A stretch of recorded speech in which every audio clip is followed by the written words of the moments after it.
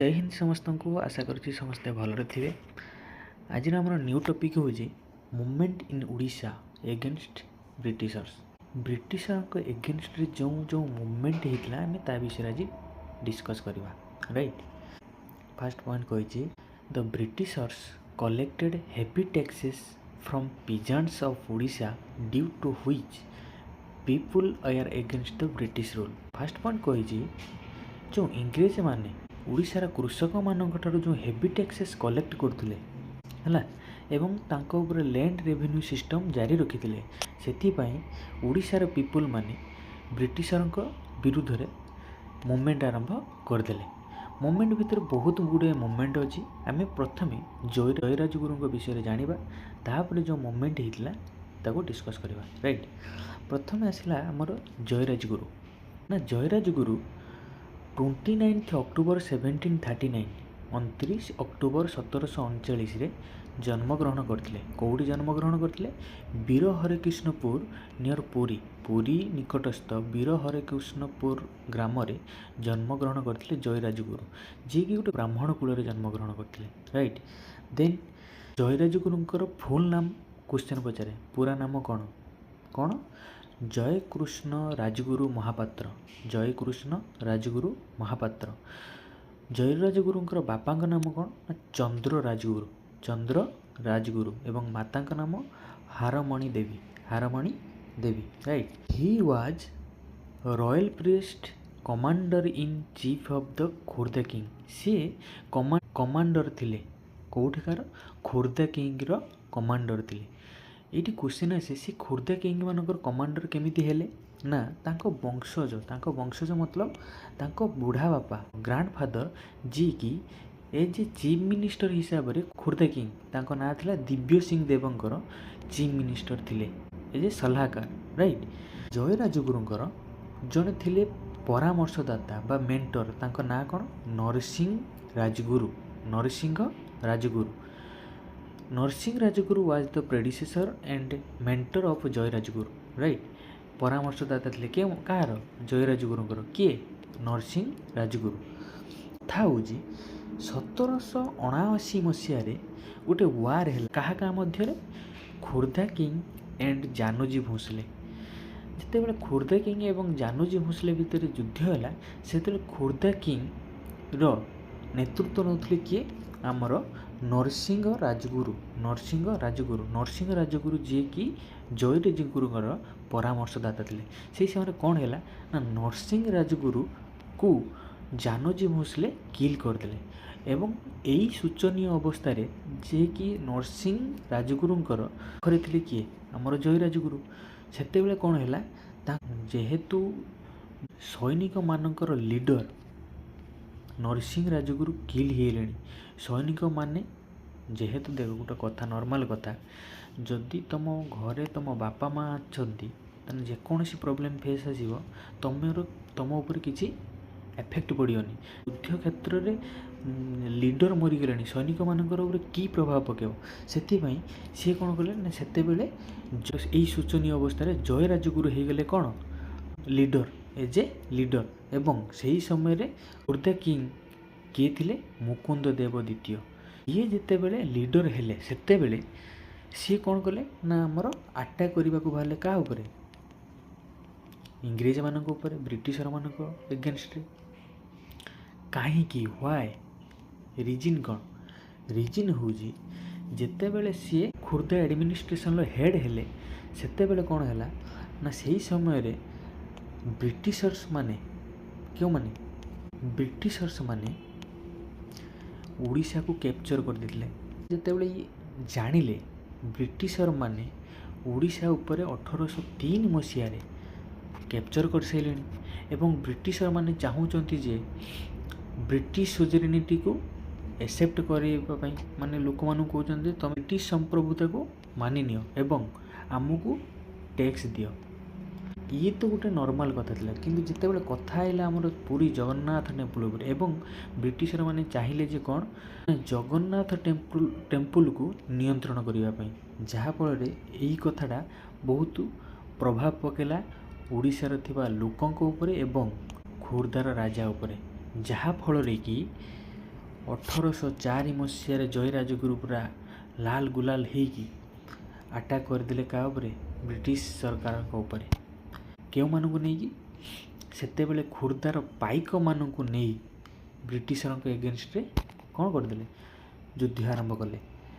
କିନ୍ତୁ ବ୍ରିଟିଶରମାନଙ୍କର ଓଡ଼ିଶାର କିଛି ନେଟିଭ ଲୋକଙ୍କ ପାଇଁ ଏ ବିଦ୍ରୋହଟା ସପ୍ରେସ୍ ହେଇଗଲା, ଯାହାଫଳରେ କି ବ୍ରିଟିଶରମାନେ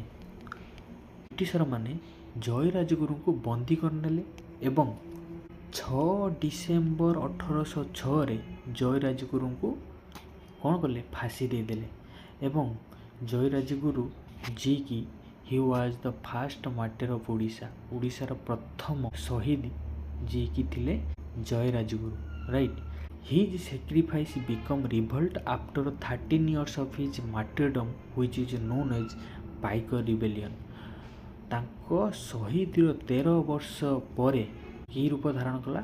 ପାଇକ ରିବେଲିୟନ, ଯେଟାକୁ ଆମେ କହୁଛେ ପାଇକ ବିଦ୍ରୋହ ରୂପରେ, ରାଇଟ୍।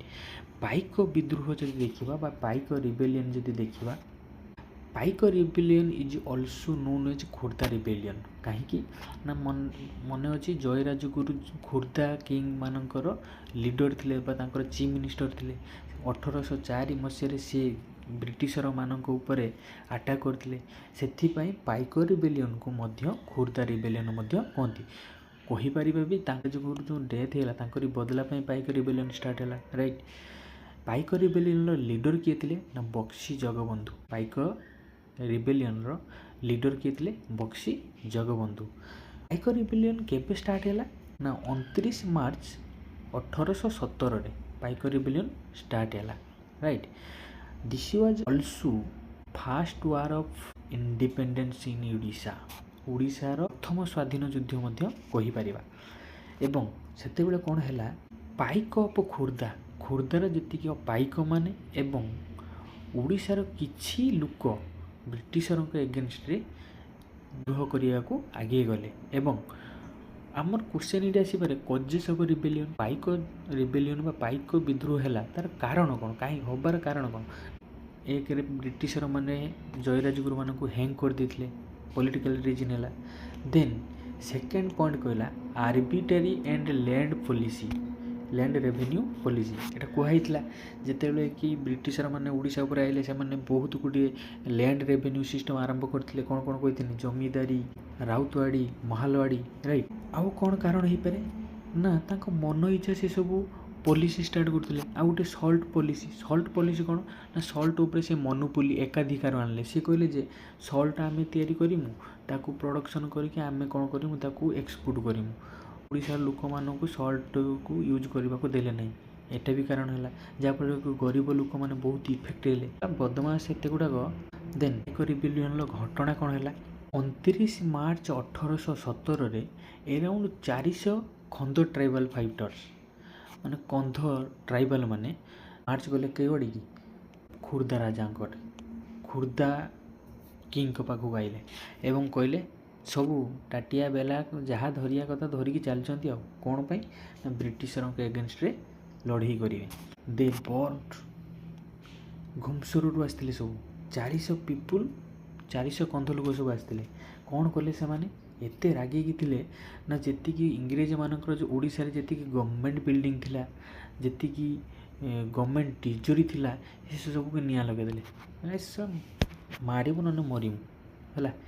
ଦେ ଡିନାଉନ୍ସଡ୍ ବ୍ରିଟିଶ ଅଥୋରିଟି, କହିଲେ ଯେ ଆଉ ବ୍ରିଟିଶ ମାନେ ଆମକୁ ଶାସନ କରିବେନି, ଆମେ ଯାହାକୁ ଚାହିଁବୁ ସେଇ ଆମକୁ ଶାସନ କରିବେ। ସିଏ କହିଲେ ଯେ ଆମକୁ ଶାସନ କରିବା ପାଇଁ ଖୋର୍ଦ୍ଧା ରାଜା ଅଛନ୍ତି ମୁକୁନ୍ଦ ଦେବ, ଯିଏକି ଆମକୁ ଶାସନ କରିବେ।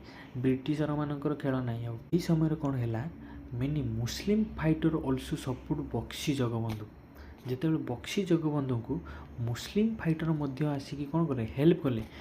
ଯାହାକୁ ଦେଖିକି ଓଡ଼ିଶାରେ ଯେତିକି ଖୋର୍ଦ୍ଧା ଲିଡର ଥିଲେ ଲାଇକ୍ ସଚି ରାଉତରାୟ, ଗଙ୍ଗାଧର ପାଇକରାୟ, ଗୋଦାବରୀଶ ମହାପାତ୍ର, ଗୋଦାବରୀଶ ମିଶ୍ର ଏସବୁ ମଧ୍ୟ ଜଏନ୍ କଲେ।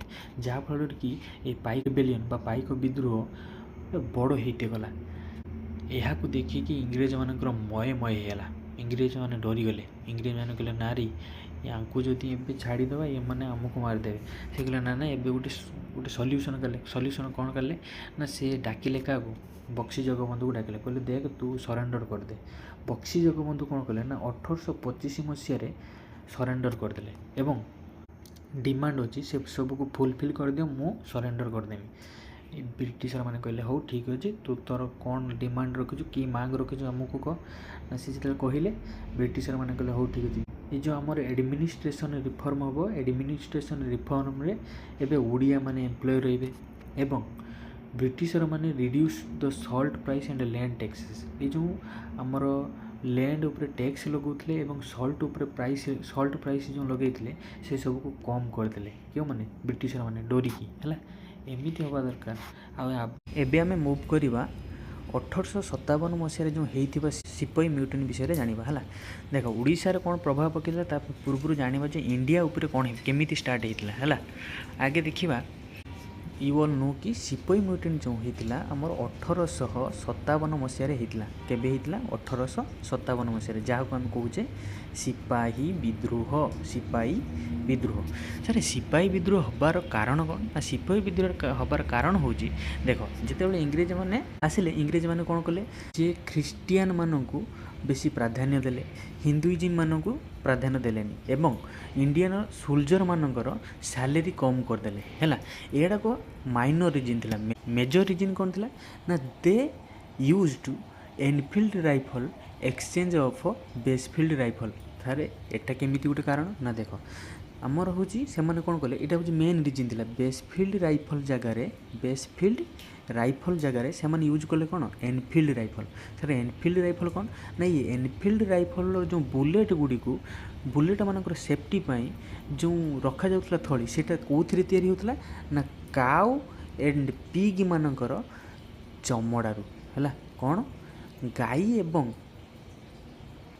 ଗାଈ ଏବଂ ଘୁଷୁରୀ ମାନଙ୍କର ଚମଡ଼ାରୁ ତିଆରି ହେଉଥିଲା ଯେଉଁ ଥଳି, ସେଇ ଥଳିରେ ରଖାହେଉଥିଲା ଏନଫିଲ୍ଡ ରାଇଫଲର ବୁଲେଟ୍ ଗୁଡ଼ିକୁ। ଏନଫିଲ୍ଡ ରାଇଫଲର ବୁଲେଟ୍ ଗୁଡ଼ିକୁ କଲିକତାର 34 ନେଟିଭ୍ ଇନଫେଣ୍ଟ୍ରିର ଲିଡର କିଏ ଥିଲେ ନା ମଙ୍ଗଲ ପାଣ୍ଡେ। ମଙ୍ଗଲ ପାଣ୍ଡେ ଯିଏକି ବ୍ରାହ୍ମଣ ଥିଲେ, ଇଏ ବି ସେଇ କାମ କରୁଥିଲେ ନେଟିଭ୍ ଇନଫେଣ୍ଟ୍ରିର। ନା ସେ ଯେଉଁ ଯେତେବେଳେ ଏନଫିଲ୍ଡ ରାଇଫଲ ୟୁଜ୍ କଲେ ସେମାନେ ଗୁଳିଆଟାକ ପାଟିରେ କାମୁଡ଼ିକି ପୁରଉଥିଲେ। ଯେତେବେଳେ ଜାଣିଲେ ଯେ ବ୍ରିଟିଶର ମାନେ ଯେଉଁ ବୁଲେଟ୍ ଗୁଡ଼ାକ ତିଆରି କରୁଛନ୍ତି କେଉଁଥିରେ, ଆମର ଗାଈ ଏବଂ ଘୁଷୁରୀର ଚମଡ଼ାରେ, ଯେହେତୁ ହିନ୍ଦୁ ବ୍ରାହ୍ମଣ ଇଏ ଯେତେବେଳେ ପାଟିରେ ପୁରଉଛନ୍ତି ମାରା ହେଇଗଲା। ମଙ୍ଗଲ ପାଣ୍ଡେ ଯେତେବେଳେ ଜାଣିଲେ, ମଙ୍ଗଲ ପାଣ୍ଡେ ସେତେବେଳେ ବ୍ରିଟିଶର ମାନଙ୍କର ହେଡ଼୍ କିଏ ଥିଲେ ନା ଲେଫ୍ଟିନାଣ୍ଟ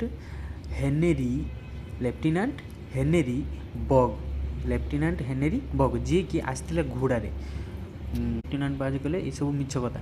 ଯେତେବେଳେ ସତ ବୋଲି ପ୍ରୁଫ୍ ହେଇଗଲା, ମଙ୍ଗଲ ପାଣ୍ଡେ ଯେତେବେଳେ ସତ ବୋଲି ପ୍ରୁଫ୍ ମାନେ ଜାଣିଗଲେ, ଲେଫ୍ଟିନାଣ୍ଟ ହେନେରୀ ବଗ୍ ଯେଉଁ ବସିଥିଲେ ଘୋଡ଼ା ଉପରେ ବସିଥିଲେ ତାଙ୍କୁ ଏନଫିଲ୍ଡ ରାଇଫଲରେ କିଲ୍ କରିଦେଲେ ଏବଂ ତାଙ୍କ ସହିତ ଆଉ ଜଣେ ହେଡ଼୍ ଥିଲା, ତା ନାଁ କ'ଣ, ଜେମ୍ସ